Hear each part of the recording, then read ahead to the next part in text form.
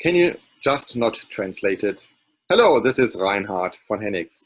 And this question of can you not just translate it is added or alternated with the question of can we not just translate it and use it in the English language?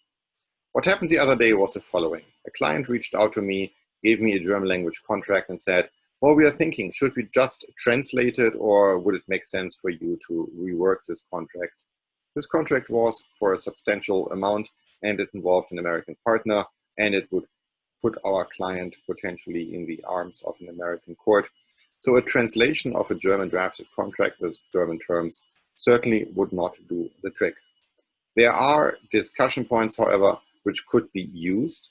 So in a way, it is very helpful to have a German contract or a contract with that regard from any other country and use that contract for the purposes of making it more American. Because at the end, it boils down to the following. Number one, does the court understand the contract or does the court feel this is just a translation? Number two, do all legal consequences and legal remedies are properly addressed? Because a German legal remedy may not be available in the United States.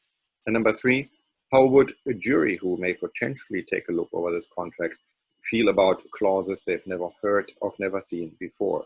So a just translation may not do you justice. So reworking is the better way than finding a way to translate it.